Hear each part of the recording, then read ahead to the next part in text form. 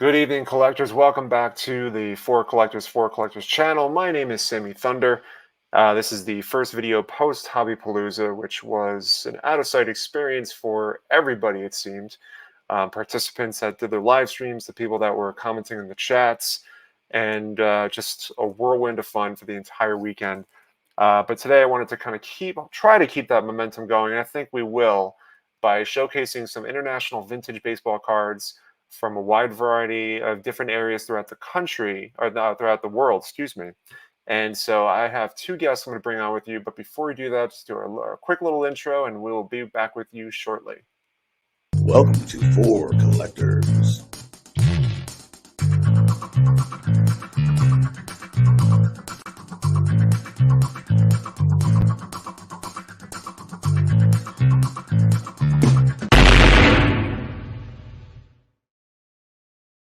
It should come as no surprise that I have none other than Orlando and John Mangini here, because these guys tend to show a lot of the international cards that we see in the community. So, hello, gents.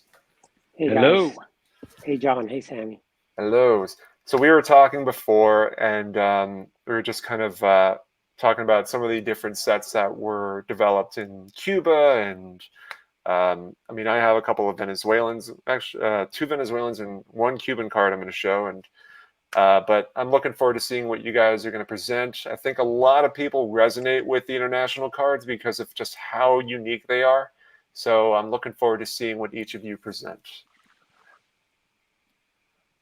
John, do you want to start off with the first one? Let's get it going right away. I have one, the only card issue that I know of from El Salvador. That is the 1928 Tabacalera. These cards are extremely rare, single-digit pops for all of them. I have here a John McGraw, and it's the only PSA graded copy. Where is that card from, you said? El Salvador. El Salvador. Is there any, do you have any sort of history on it, or do you want me to look it up? There's not a lot known about these. In fact, the year isn't even known for sure. They had this set that had multiple subjects. There are a number of fantastic baseball cards in the set. And they had some track and field. The following year, and they put circa because they don't know for sure. The following year, they did a set with the boxers, and I have some of those too. But they are super rare and they're super beautiful, colorized. Mm-hmm. That's what I think I remember you showing that at one point in another video, and I think what makes that card look really cool is the fact that for such an early year of making cards, they were able to really just colorize those cards in such a unique way. I mean, you kind of have the blue sky and the kind of the green yellowish pants sort of going on. Yeah. And it seems like that's a scheme through some of the other cards that I'm looking at PSA right now, which is kind of giving. I'm pretty sure that there is a Babe Ruth in that set also. Yes, and there it's is. extremely rare. I think there's only like 3 or 4 copies that exist. One of them recently was on a I'm not sure it was REA. And one that you would love, Sammy, there's a beautiful Christy Mathewson and John McGraw. Yeah. From that set? Yes. Extremely rare. There's only less than 5 examples of any card, probably 2 or 3 of each. Yep. Well, I'm looking at, see, the Mathewson McGraw number is 107. And the PSA, I'm looking at the PSA page right now. Teddy says, what's the pop? Yeah. You won't find a lot of info on this set, and I don't think they know a lot about it. This is as much as I have right now. And here's the example of they have the Gehrig and the Ruth. And it looks like there is as you mentioned, there is a Ruth card. A Ruth by itself, yeah. Absolutely beautiful cards. So for the pop record, there's 27 cards. It's a big set too. To go to the McGraw Mathewson, only one PSA has been put into the database, and it is a 5. So, I mean, that, as you mentioned, the scarcity of these cards. The Babe Ruth, Lou Gehrig's, only 3 of them total. And the Babe Ruth by itself, 3 as well. And yeah, that's pretty remarkable. So I'm guessing these. I mean, when did you get yours? Oh, about a year ago. And you found it online, or did you find it? I can't divulge my secret, Sammy. Come on. I'm not asking you where you got it, like specifically which website, but just like, did you get it online, or did you get it at a face-to-face at a card dealer? I can't divulge my secrets on my rare cards. Fair enough. Fair enough. I wasn't asking the source though. I was just like, if you got it on the interwebs, you got it on the interwebs. But we'll leave it at that. Those 4 collectors, man, they get into your business. No, I think at least he's not asking what you paid for it. I would not be the only one asking you that You question. told me to show cards, not tell where I got them. You know how it is, John. And if he asks you how much you paid, I did. $3. I did mention. Exactly. I did mention in the texting between us. I said, hey, like how which cards you got, how you acquired them, but at your discretion, at your own discretion, at your own discretion. But that is a super, super cool card. And it's, just seeing the pop report kind of gives me very little hope at finding that Mathewson McGraw. Yeah, man, they're seriously, these are tough. This is a tough set, tough cards, and just to have any of them is extra special. So they said they're from El Salvador, is what you said? Yes. Interesting. So how they managed to get up here, I mean, it makes me wonder. I mean, I guess you have all, when they did the interview with Pat Quinn, I mean, Pat Quinn went to Venezuela, brought back a huge amount of cards, but I guess not a lot of people are making trips to El Salvador to do the same thing. Well, no, and quite frankly, you probably wouldn't find much. They're not going to find much now. It's kind of too late to make those type of trips. All the cards that were, for example, in Cuba, they're pretty much all out of there. There's just a couple of collectors in there, but. And we don't even know how many they originally issued, if they were popular or what. We have no idea of knowing. So we are so fortunate that we have the few remaining ones that we have. It always makes me wonder how many other sets are out there that might have been in very low quantity that we don't even know were ever produced because there are none. Yeah. That to me is incredible. I mean, the fact that you have a card, a set like this that has come to existence, that has come to light with dealers and collectors alike, and yet there's so little known about it, especially in the 21st century with all of the resources that we have to find this. We still cannot, and there's really no answers. These cards are, not only are they old, they were just distributed very limited wherever they were distributed. Right. And in many of those countries in South America, you got to remember that the weather there, with the heat and humidity, and many places don't have any air conditioning, those cards just deteriorated over time, especially cards that have like photos, like the one that John showed, they'll crack and they'll crinkle in 90-degree heat and humidity. Well, that's and I mean, anybody that's traveled around the world, not everybody lives like we do in our big homes with air conditioning and all the luxuries. A lot of natural disasters over the years. When you're talking about going back to that time, Well, Sammy, remember it wasn't easy to store these things. Remember but it's that Pat Quinn told you that I was just about to bring it up. Yeah, I was about to bring it up. Yeah, go ahead. Under their house, because it's not like they have a basement. They don't have storage facilities, so they had to find some way to put them somewhere, because they can't just leave them in the house. They don't want to leave. It's taking up space. So they put them underneath the house, and then of course with weather conditions like rain or just anything. I mean, it would as you mentioned, the quality would just deteriorate over time. And of course, El Salvador was not the card capital of the world. No, that's what's interesting is like how some of these cards made it over. But that's a great start, John. That's a really cool card. And who was the player again? John McGraw. Oh, of course, John McGraw. Yes, the great manager. Yeah, I just love his mitt here. It's Yeah, so yeah. awesome. It was. Let me. I'm gonna solo it this time. Yeah, that is really cool.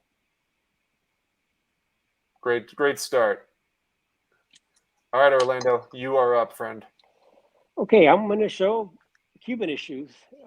And, since we're talking a lot lately about the Negro Leaguers and all that, I think the Cuban issues are the ones that have a lot of the Negro Leaguers. And this one here is the 1926-27 Aguilitas. And this is Adolfo Luque. And these Aguilitas, you can see that the back is. And they're very rare.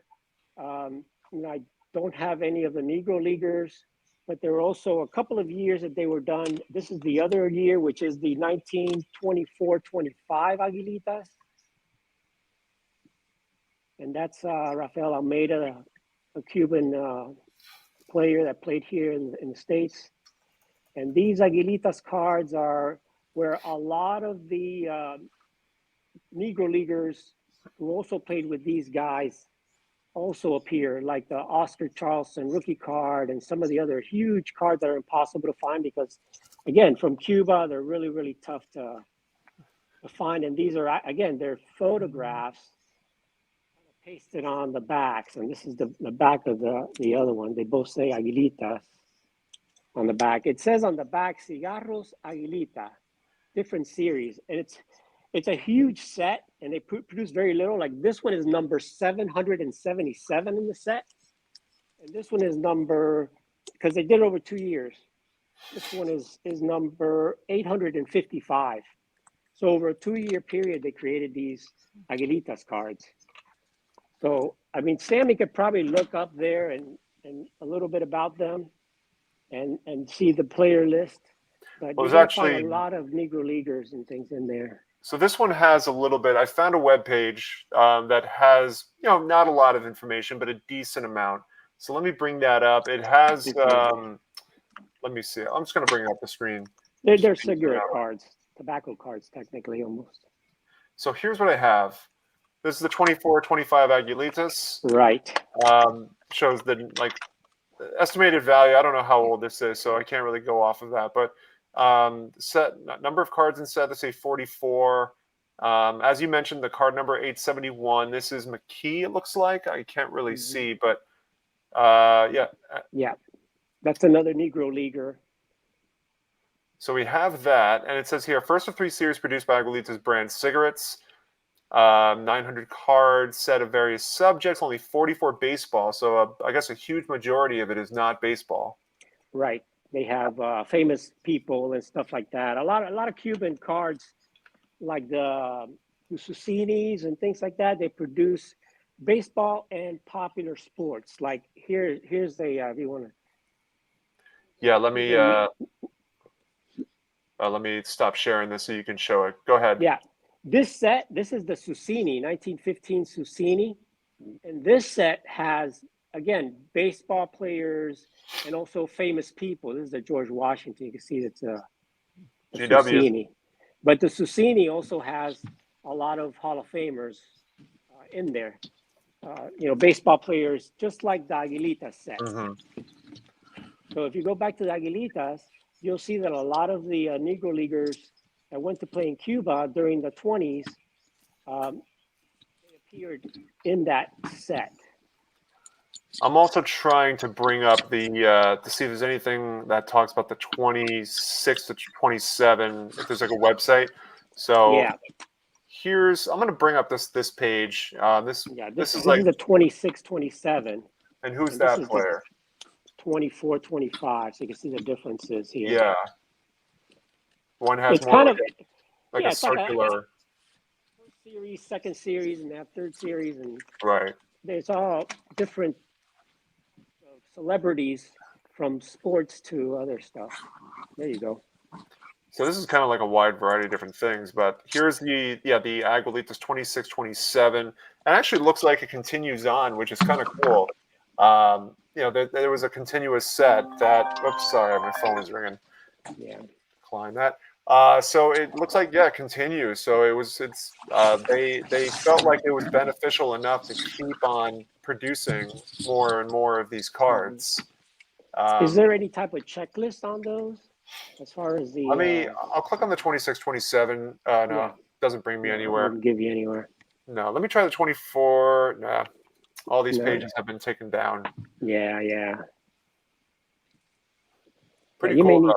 You may need to go to. Did you find it in PSA? Yeah, I can go back and let's see what we got. You're not going to have. Again, these all are going to be low pop, like we say, low pop cards. I mean, this shows the total population of only 53 of the second series and 26 Aguilitas were graded. And you're only going to find a few cards, of each player, and that's why they're just so valuable. Because I mean, the common players are not that expensive, but when you have any of the American players, that's when right. Yeah, I don't recognize a lot of these names that are here. So let me see. But this is a different series, I think, right? Yeah, that's the 26, right? Yeah. Yeah, let me see. The previous year. Cigars. I could show you a 1915 baseball player if you want. Yeah.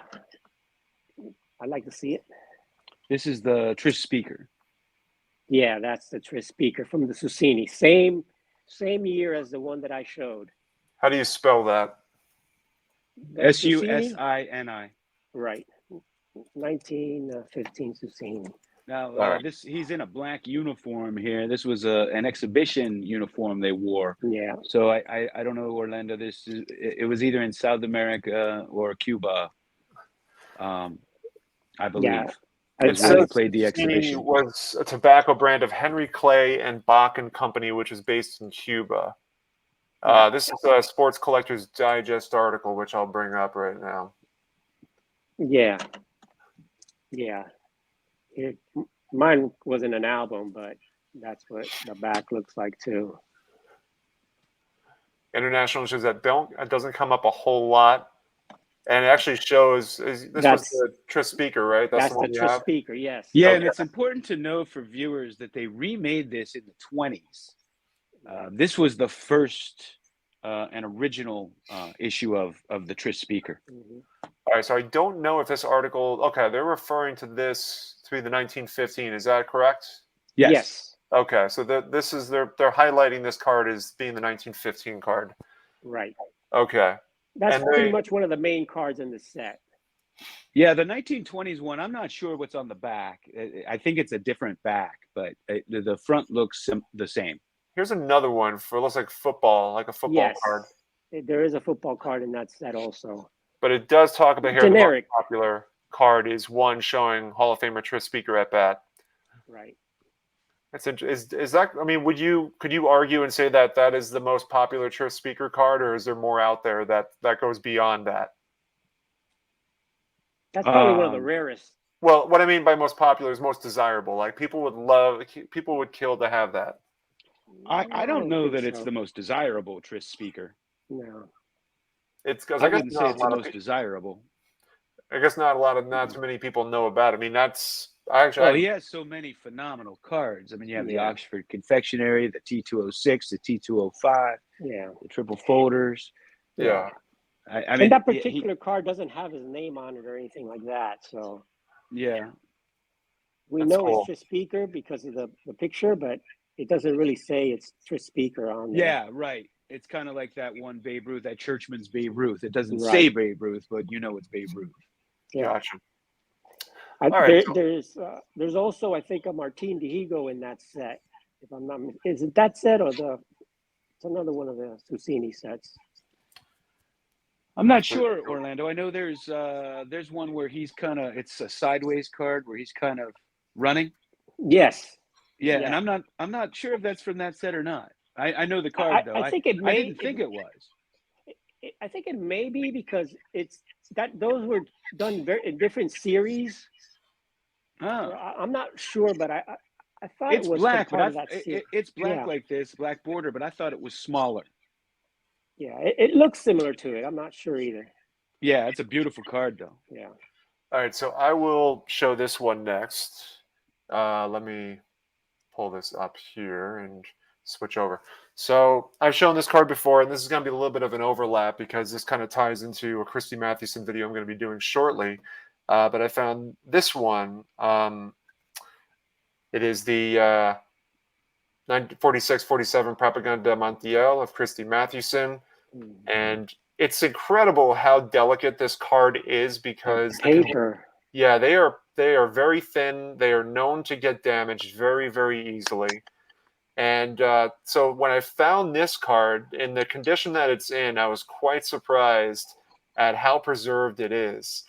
And some history on this card is, or just on this set in particular, and you guys can counter on this if you feel I'm misleading here, but a lot of people consider the Stan Musial from this set to be an absolutely great rookie card of his. It is the rookie card, yes.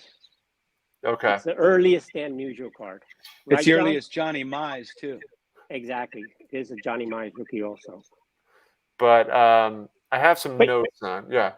You know, I have a raw one. And I Mm-hmm. want to show them how thin this thing actually is. Yeah, go ahead. Let me bring you over. Because you can't really tell until you look at it. This is what they look like in the back, right? This is just Oh, and I can just see it with the way it's being, the way you're handling it. It's just so delicate, so delicate. It's just so damn thin. Yeah, and what you have to understand about, I mean, you hold it like this, and it just flops. Yeah. It's just paper thin, and you can see right through it. Well, yours is the minor league, right? That's a minor league series. Yeah, mine is it's the same, but it's the minor league guy. They're like the higher numbers, not high, but they're a higher set numbers of like 101 to 180. Yeah. From Havana, and his name is Orlando, so he's just a common guy. But I mean, look how thin this thing is. It's just like a newspaper. Right. That's all it is. Yeah. So the reason that they're so thin is because they came with an album. So they're essentially like stamps, and they were meant to be glued into an album. Yeah. Now their thinness and the fact that most of them were glued into that album or a notebook or scrapbook or whatever is the reason that, I mean, you never find them, if you get a 3 or a 4, that's like high grade for those. Look what I found. I found Orlando Moreno's statistics. All right. He was actually, let's see, for Havana, 48. I mean, not a power hitter by any means, but he wasn't a bad hitter. No, not bad. 264, 271, 306, 345, not bad. He made and his best season was with the Big Spring. And then he played for Decatur, which... Yeah, a lot of these guys in Cuba, they played in Cuba, and then they went to play either in the Negro Leagues or for the minor leagues, here in the States. Yeah, you got the Decatur Commodores. He played one season with them. Yeah. So pretty cool. But this is a really cool set because it does have a lot of major league players. Of course, it's got the retirados and everything in there, You're right. But one more thing I want to mention about it, because I have some notes here I was writing down. The Los Reyes del Deporte name roughly translates to Sporting Kings or King of Sports. Yes, that's right. And now you guys can tell me, it says, while the cards can be expensive, the most valuable card in the set usually belongs to Martin Dihigo. Yeah. And I didn't get a chance to look that up in particular, but why is his card the most expensive card? Well, because it's Martin Dihigo, man. Exactly. Martin He doesn't have a whole lot.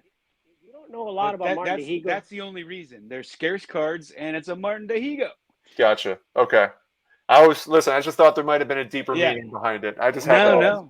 I don't think Sammy knows the legend of Dihigo. Do you, Sammy? I don't know that much. No. I've heard you guys pass his name along, but I just never really delved into it. So, John, you want to talk a little bit about Martin Dihigo, and I'll finish off. Well, you can go ahead, Sammy, or Orlando. Okay. I'll just say that he's one of the greatest baseball players to ever live. and it's a shame more people don't know about him. You know, he was the original Babe Ruth, Ohtani, Right. where he pitched, played every Okay. position, went up against Satchel Paige twice and beat him Yep. both times. Yep. One year had what was it, Orlando, like a 376 batting average and a 0.92 ERA. Exactly. And he not only did he win the leading hitter, the best Mhm. I think it was 373 batting average for the year, but he also won the Cy Young. So he won the Cy Young and the batting in the same league, the same year. I think he was like 21-2 with a 0.9 ERA or some ridiculous amount like that. And he batted 373. Sammy, he played all 9 positions. He did it all, it He's looks like. and he's the only player of all baseball players elected to 5 Hall of Fames. I'm seeing that. Yeah, I'm 5 seeing. Hall of Fame. And he pitched in the Negro League, and he actually managed the Havana, the New York Cubans against the Pittsburgh Crawford in 1920. He played and was a manager, and they lost in the 7-game series. Josh Gibson played there along with. So he is considered the best Cuban baseball player ever, and he's legendary. I mean, anybody that's going to be in 5 Hall of Fames Right. is legendary. His stats just aren't everywhere. That's the problem. His stats. He played so many places, but here he is. Let me go bring you solo. Hang that card up for 1 second. That's considered his rookie card, and that's Martin Dihigo.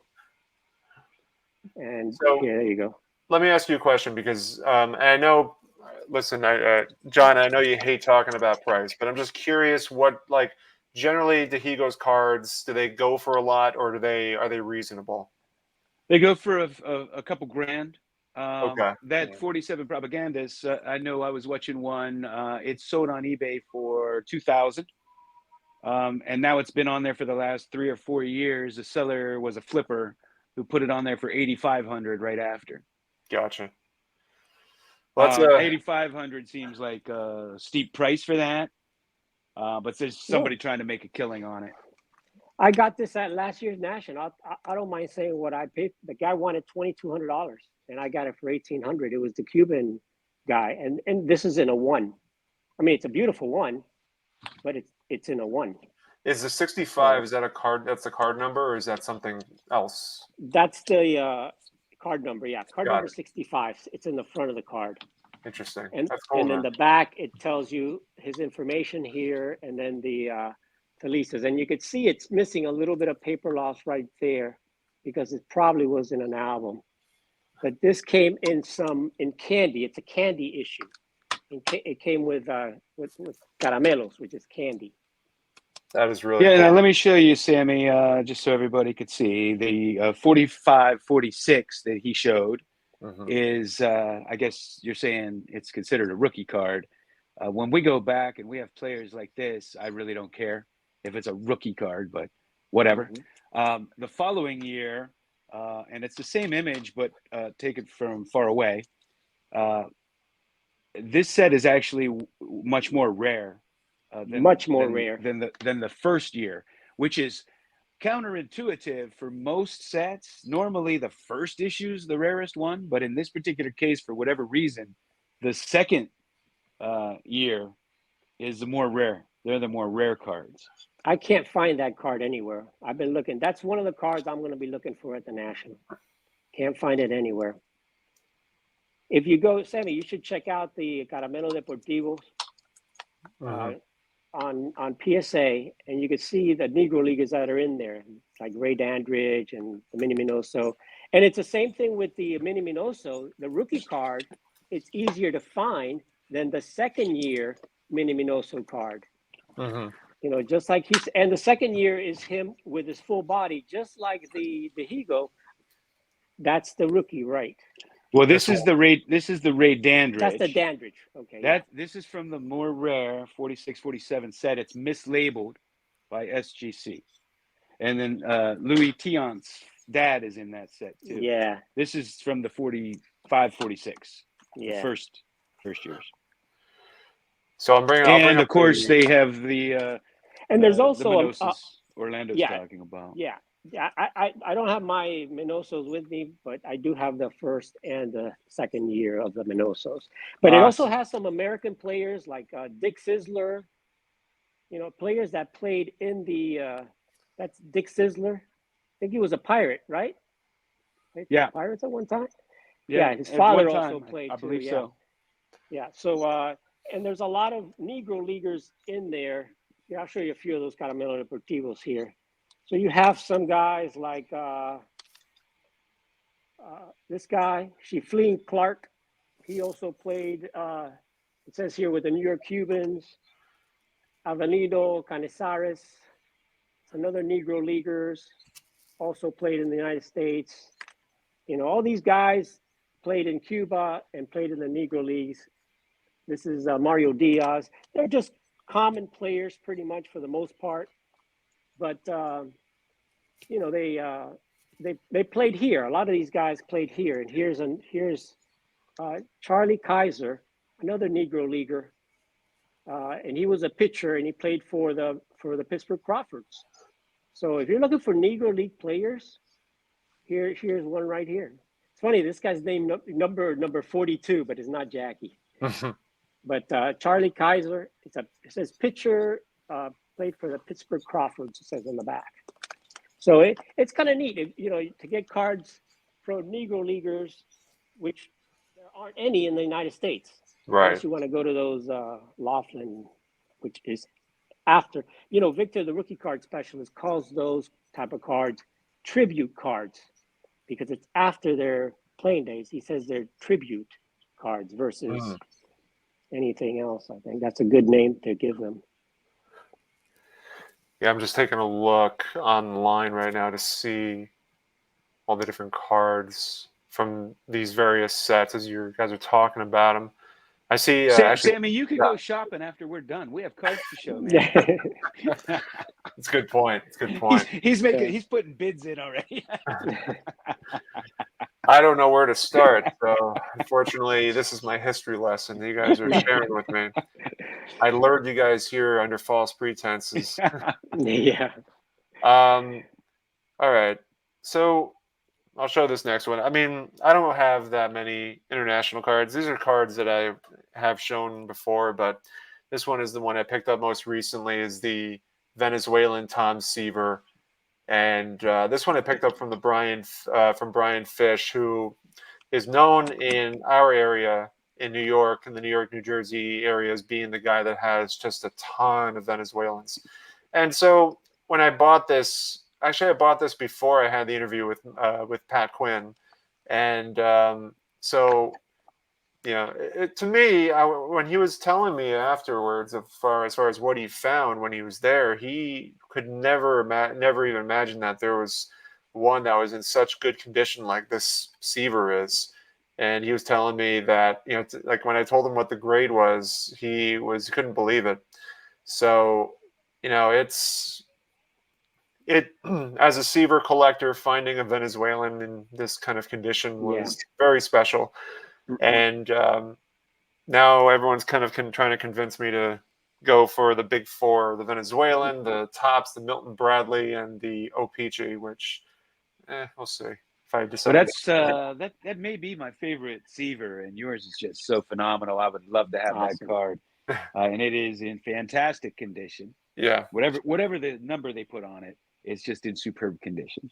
You just never see those Venezuelans in that condition whatsoever. No, you it's don't. Just impossible. You know, I mean, to put it in perspective, this is like a 5.5. Listen, it's not a cheap card, but I mean, comparatively, a PSA or SGC 1 of a Nolan Ryan in this condition sells for about like 7,000 or something like that. Those O-Pee-Chee Ryans have become just ridiculous now. I was referring actually to the Venezuelan. Oh, to the Venezuelan. Okay. Yeah. And the O-Pee-Chee too. Both of them. I remember when nobody wanted the O-Pee-Chees. I was buying them up for a fraction of the Topps. But I mean, again, it just kind of goes to show. I mean, when I was having a conversation with Brian Fish and his dad, who, you know, these guys just collect nothing but Venezuelans, and they are, I think, like one of two that have Venezuelan Ryan that's autographed, the rookie that's autographed with him and Kuzman. And so to get both of those on a Venezuelan card, it's still possible to do it if you can find the card first, but phenomenal nevertheless. Amazing. Yeah, but once you have the card, you want to risk that? I mean, you have to mail it to them, I would imagine, you know? Yeah, I mean the Nolan Ryan Foundation, you pay, I don't know if it's different for the type of card you send, if he has a premium sort of thing going on with that, but it doesn't sound like he just does like an $80 flat charge that goes to the Nolan Ryan Foundation, and you get an autographed card. So, but yeah, that's one of my 2 of the 3 cards that are Yeah, I mean, Venezuelans are beautiful. I pulled this one here, which is the 67 Venezuelan. Let me see. Which is the 67 Venezuela. This is card number 1, which is a Cuban guy, Reggie Otero. He also played in the States, but he was the manager of the champion Caracas team, so they put his card as the number 1 card in the 67 set in Venezuela. I've noticed that there's a lot of manager cards where they're doing this. I don't know. The 65, I think, has one. I forget who it is. Mealy? It might have been, what's his first name? Mealy. So I can't remember. But yeah, when I did some research on the Venezuelan cards, I saw that particular year, the 67 was different than compared to the other years because of the changes in terms of how the set, the numbering progressed. It had like the Winter League, and then it progressed into the Retorado set, which when I talked to Pat Quinn was very much in love with the Koufax in particular. It was from that Retorado. Oh yeah, that's phenomenal card. Yeah. So you've really gotten like the Venezuela bug lately, haven't you? To a degree, I guess. I only have 2 cards from that set, so or 2 Venezuelans in general. I've heard from people tell me saying like, once you catch that bug, be careful, it latches on. Yeah, that Koufax is phenomenal. He's holding that ball out like this. I think that's what's fantastic card. I've been looking for one and want one. They've gone so much up in value that they are out of reach for probably most people. And they're really hard to find in good condition. Like the ones that I got that I'd be willing to spend. I'm not going to buy just any copy like that's beat to hell and back just because I want it. Like it has to present at least decently for me. You know, the ones I've seen, just I didn't like the look of them. Yeah. And almost all of them are going to have some back damage. We talk a lot about the Venezuelans, the Cubans. Can we go overseas for a minute? Yeah, absolutely. Another card. Absolutely. Go ahead. All right, let's go over to Germany. Oh, this would be interesting. 1932 Abdulla and Company, Babe Ruth. Wow. Oh wow, beautiful. I didn't even think there were cards. Now that is some fire. Abdel, I'm gonna look it up real fast and bring it up because that's the first time I've seen a German card. This is a multi-subject set. Babe Ruth is the only baseball player in it. Another player of note is Bobby Jones, the golfer. That's funny.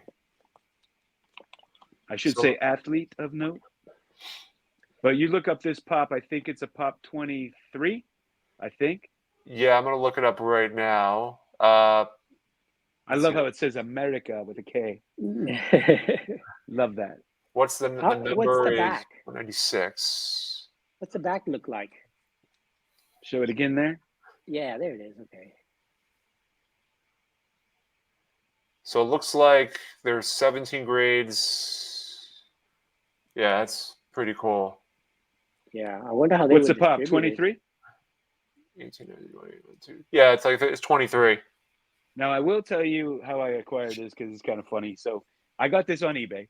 And I saw this card, in a magazine years ago or whatever. And when I saw it, I just wanted it so bad. It's such a beautiful card.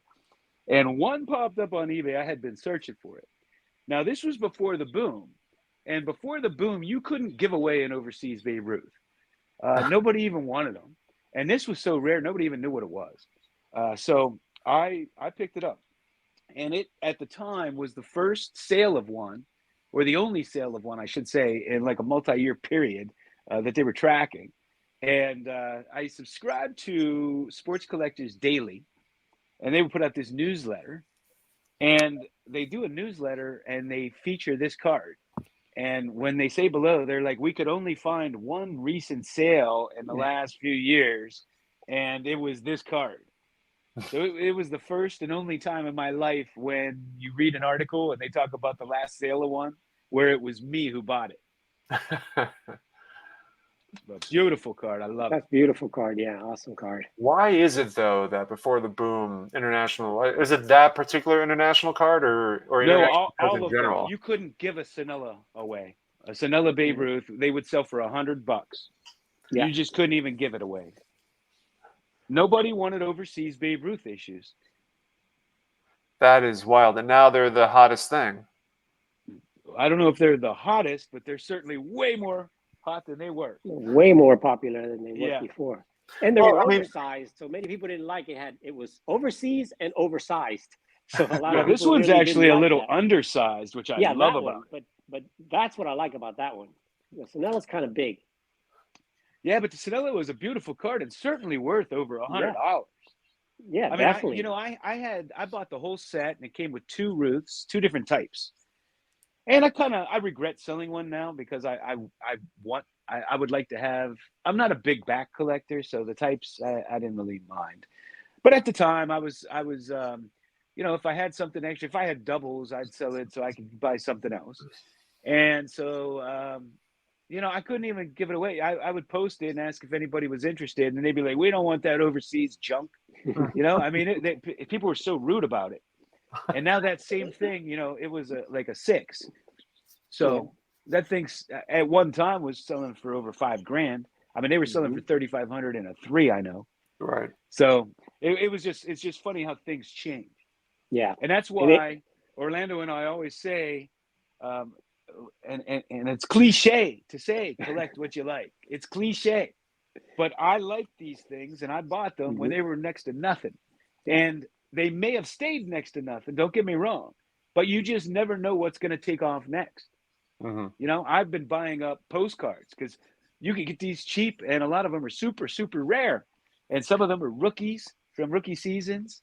Like the 55 JD McCarthy postcard of Clemente I picked up. And you can get this stuff cheap. But during the next boom, or when people catch on to these things, will they be cheap in the future? Probably not. That could be the next big thing to take off. So that's why we say collect what you like, because you never know what's going to be popular in the future. Yeah. Remember, a lot of these cards are being put in collections, and then they're not coming back out. And these are cards, they're old cards from the 20s and stuff, and especially that Sanella. I think that Sanella set also has Jesse Owens and a lot of great cards in that set. There's no, I think Babe Ruth's the only American athlete in there. There's a Japanese catcher and there's a German boxer. But most of them are, the rest of the set's all German. Okay. Yeah. I was thinking of some other sets. And you're right, Orlando. Like when things go into our collections, they ain't coming out. Like this is going to be in my casket with me.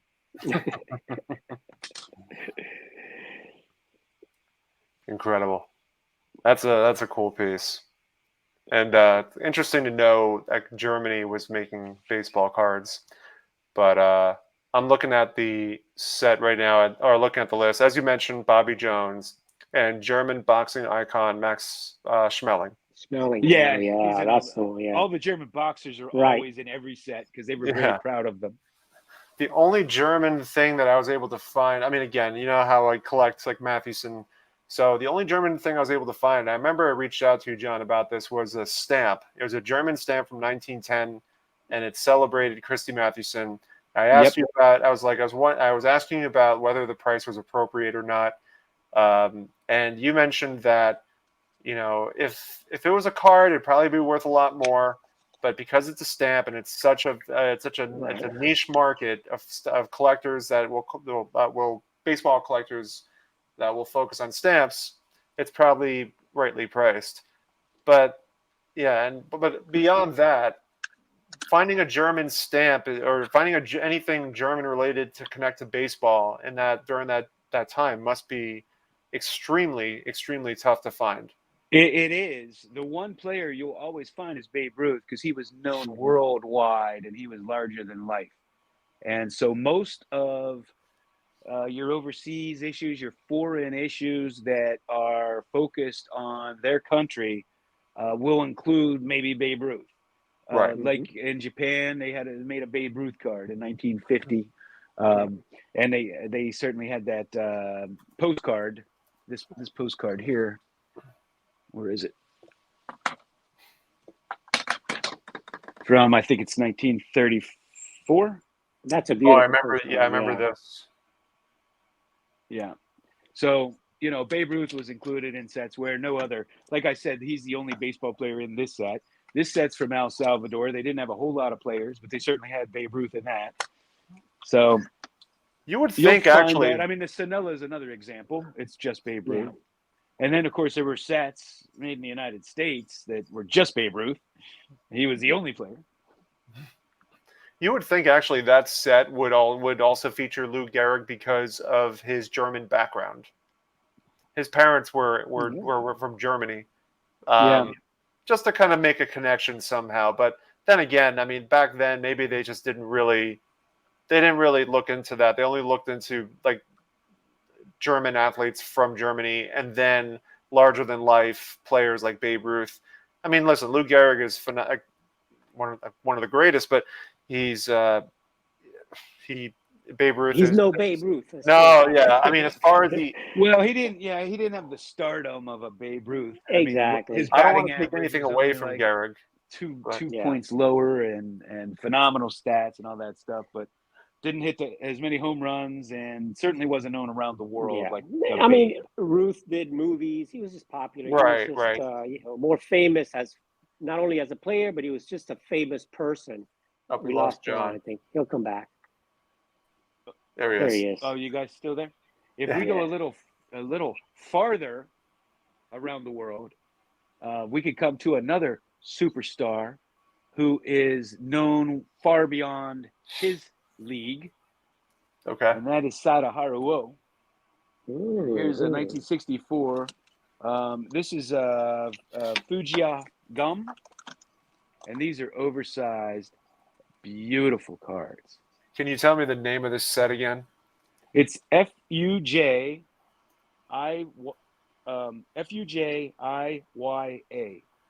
Fujjiya Gum. And here's another one. He has two in this set that I'm aware of. JF3, okay. I'm pulling up. Of course, the page. everybody around the world knew Sada Haruo if that was the only Japanese baseball player they knew. He was the Babe Ruth of Japan, basically. Beautiful cards.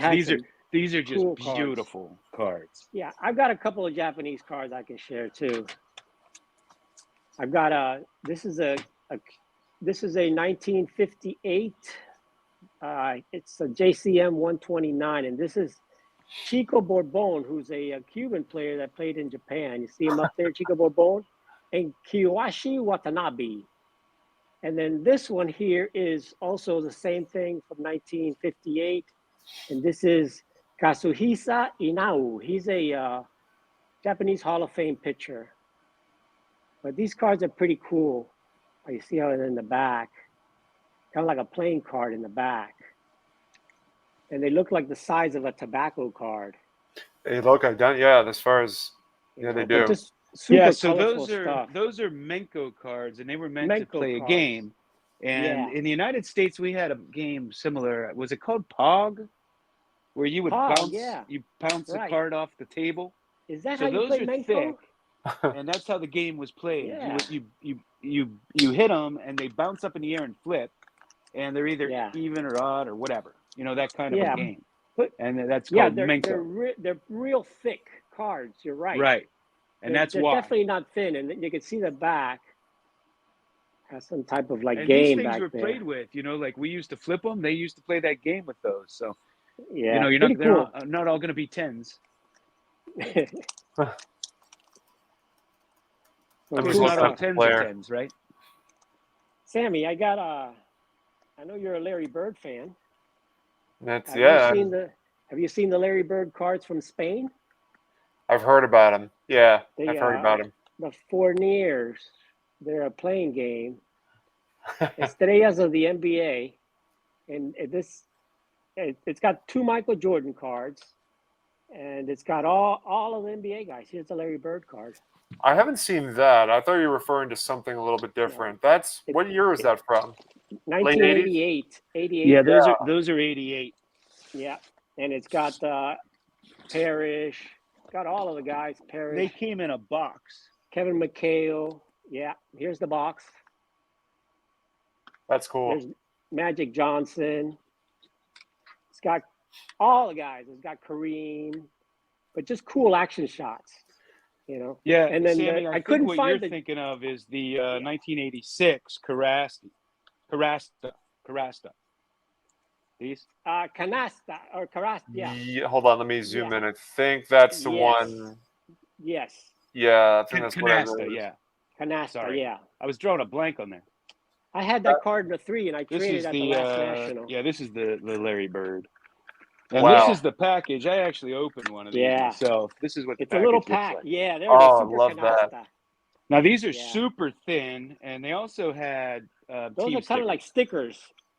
Yeah, they're tough to find high grade because I mean Right. they're not in high grade coming straight out of the pack. I can tell you that.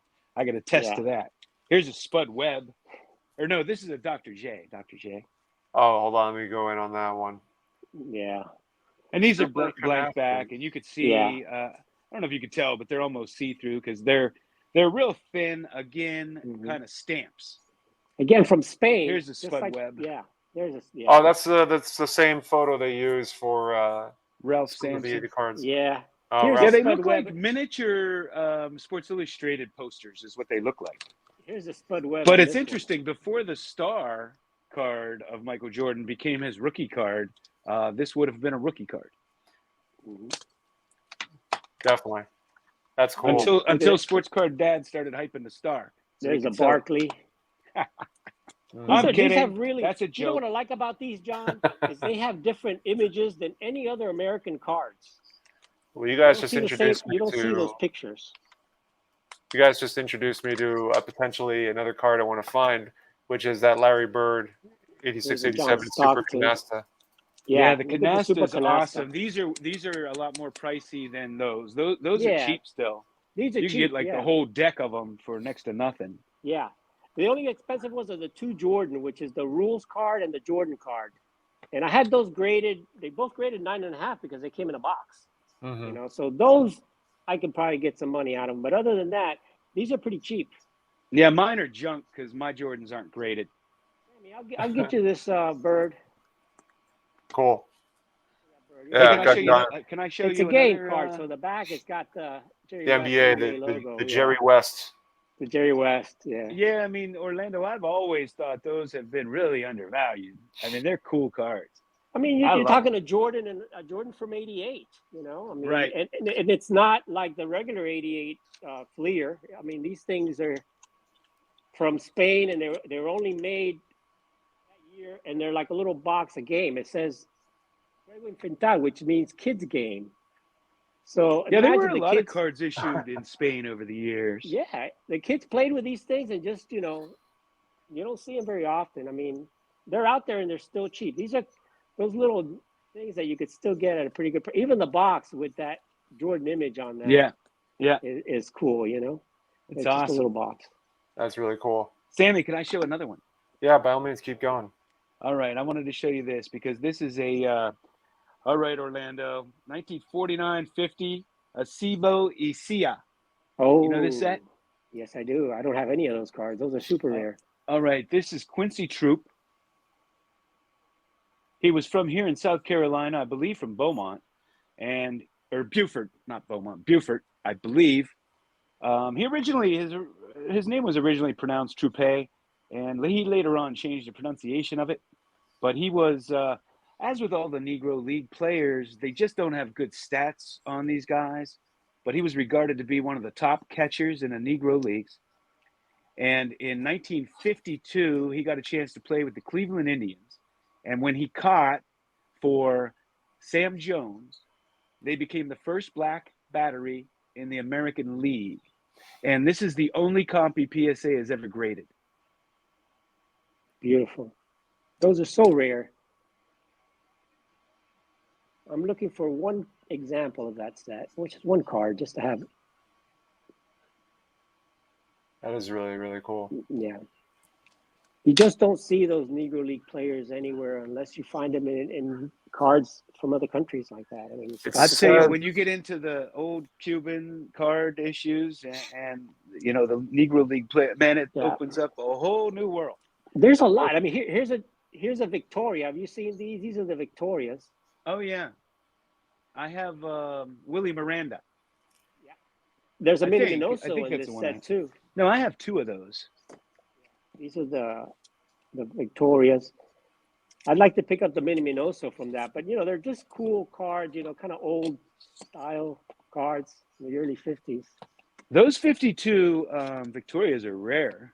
They're tough to find. Even the common cards are tough to find. Going back to the Acebo Y Cia. Yes, yes.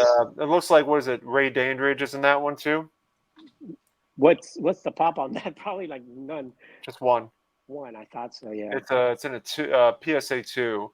Wow. Actually, I think for that entire set, there's one card graded of each. I tell you, it's crazy. Yeah. Well, Orlando. People in Cuba had more important things to worry about than preserving their baseball cards, right? Yeah, that was the least of the problems. Right. That's why they're so expensive, valuable now, because they just didn't survive. Yeah, you know, I love, and Orlando, I know you do too. I just love to collect the rare and obscure stuff. You know, there's those big iconic cards you can buy anytime you want to spend the money. But you can't find these. Doesn't matter if you have the money. That's the fun for me, is chasing those kinds of things down. No. And here's another little cool one from the Baguer Chocolate. I know you have some of these. Oh, yeah. The smallest card ever made. I can't even see what it is. It's Adolfo Luque. It's a little picture of him in the back. In the back, it says Baguer Chocolate.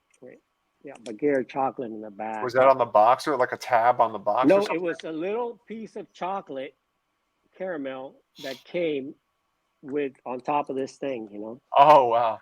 It's like a one bite piece of chocolate. So it wouldn't be uncommon for there to be stains on those. Well, there usually isn't, because it's like a glossy picture in the front. Oh, okay. So I don't think anything stuck to it, even though mine is kind of missing a little bit on the front there. So maybe it did stick to it, but it's a photo. It's an actual photo, but they're so small. But they are Hall of Famers, and there's American players in this set. Maybe, look it up, 1930, Baguer Chocolate. Hold on, I gotta... 1930, it's Baquer. It's a little photograph. It's the smallest card. It's not even, I think it's like an inch by an inch, but it's a photograph. Yeah, they're cool little cards. I have the Lefty Grove. Lefty Grove is in that set, and a lot of really... Babe Ruth. You're talking Hall of Famers from 1930. So there's they're they rare. have Babe Ruth. Oh, they have a nice checklist. It has a nice checklist, yeah. Babe Ruth is in there, and they're cheap for what it is, but you just can't find them. Just can't find Looking them. at the list. Yeah, they're super hard to find. Yeah, Eddie and Collins. they're tiny. Eddie Collins, yeah. Yep. George Sisler. Eddie Collins is kind of a cool one. It's like a face. Counselor. He has a funny facial expression. Is JJ McGraw, is that John McGraw? This one has, like, it says JJ. Yeah, I'm sure that's John. I don't know for a sure fact, it is. though, but... Jimmy Fox. Yeah. I mean, you're talking a 1930 card. Yeah, I think Pie Trainer's in there. I think Walter Johnson's in there. Yeah. Is Walter Johnson in there? Walter Johnson, he is, as far as I can tell, I don't see him in there, but hang on, because it does it alphabetically by first name. Oh, no, it does say Walter Johnson. Yeah, I don't know why his name doesn't come up on the list, unless I overlook. But again, the pop on those, I mean, they're from Cuba, and they're so tiny that they did survive. Yeah, I mean, it's great to have any card from that set. you know, to have represented. So They're according real tiny, so I don't think they were super popular over the years just because they're No. so small. according to this, But they sure are rare the amount, the number that have been graded were 256 from the whole set. with Yeah, 5. the whole Yeah, set. yep. Yeah, it's pretty cool. And then I'm trying to see like who takes the most, like the lion's share of that pop. I'm guessing it's Hey, got to be some of the big names, but it looks like gotta it's be the actually, big. it looks like it just kind of adds up individually. Like there's no one player that dominates. Yeah. I think it just adds up to it. There's like the most is like 4 or 5, 6, Mm-hmm. but nobody in double digits. No, they're Yeah, rare I mean cards. these single pop cards we're showing, or even some of the double digit. I mean, if you're into the 20s, these are super rare cards. The single digits, especially. Yeah, I mean, you're talking less than 5 of each card. That's what they're saying. That's what it's showing us. Yeah. That is, And you know, they're pretty affordable. Let me tell you, they're pretty affordable. I mean, they're tiny. Many people don't like them because they're just too small. But you never know, you know. I mean, But if I you like want a them. rare Hall of Famer and you can find one, I mean, you're gonna pay That's right. less for that than you are for some of their other big cards. Exactly. Far less. that's From a good point. 1930. And it's So, an actual photo, even though it's tiny. It's an actual picture of the player. Yeah, right. so what I'm going to do for this video is in the description when I publish this, I'm going to try to do my best to take every card that you guys mentioned and put the sets in the description so people can look them up. Oh, that's cool. Yeah, I think that would be good because I'm sure there's going to be people who are going to just keep scrolling back and trying to see all the different names. But is there anything else you guys want to show before we finish? I think we showed quite a bit. Yeah, I think you guys John can show all day, but I just pulled a little group of cards out. Yeah, Cool. I just pulled well, you wanted us to show 3. I pulled 3, and then I pulled out the Sadaharu O's too, just in case. That was beautiful. Yeah, you guys. And Orlando got me sidetracked on some other sets. I know. That's kind of figured that was You going to happen. can't bring Orlando and I on and not have us go in all kind of different directions and pull out cards left and right. I just love all the rare stuff. And John, since he has one of every set, I mean, I'll name the rare set and he'll pull something nice out of it. I love that. You guys are ready to go. All right, guys. Thanks so much. As always, it's a pleasure. Okay. And I'm sure a lot of people will enjoy this. So for those watching, thank you for watching. So take care, everybody. Thanks, guys. See you, Thank Orlando. you.